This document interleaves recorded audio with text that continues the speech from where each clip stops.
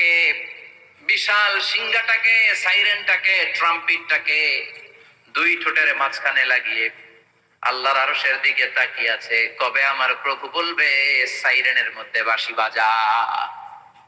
He is waiting.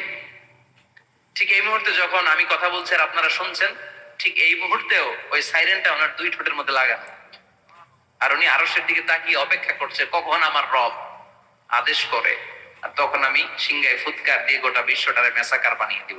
সুবহানাল্লাহ। এই ঘটনাটাই আল্লাহ প্রামাণ্য দলিল দিয়ে বর্ণনা করেছেন, আর বর্ণনা করতে যে এই সূরার নাম দিয়েছেন আল কারিআ। কি নাম? মানে বিকট আওয়াজ, ভয়ঙ্কর আওয়াজ, বজ্র নিনাদ, মহাপ্রলয়ের সেদিন এমন আওয়াজ হবে যে আওয়াজ পৃথিবীতে কেউ কোনোদিন আমরা শুনি নাই। পৃথিবীতে কে সবচেয়ে বড় আওয়াজের কি শুনেছেন বলেন? সিডরের ভয়ঙ্কর আওয়াজ। হ্যাঁ, কিসের আওয়াজ? বজ্রপাত। বজ্রপাত, থান্ডার, খেড়ার আওয়াজটা আসলেই ভয়ঙ্কর। আমি বছরের বেশিরভাগ সময় জুড়ে থাকি মালয়েশিয়াতে। মালয়েশিয়ার পাশের দেশ সিঙ্গাপুর। পৃথিবীতে যেই কয়েকটা দেশে সবচেয়ে বেশি বজ্রপাত রেকর্ড করা হয় এর মধ্যে একটা হচ্ছে সিঙ্গাপুর, আর একটা হচ্ছে ভুটান। এই দেশগুলোতে সবচেয়ে বেশি বজ্রপাত পড়ে। ভয়ঙ্করতম বজ্রপাতের আওয়াজ। আসলে এই বজ্রপাতের আওয়াজ খুব বিকট আওয়াজ। আপনি ঠিকই বলেছেন।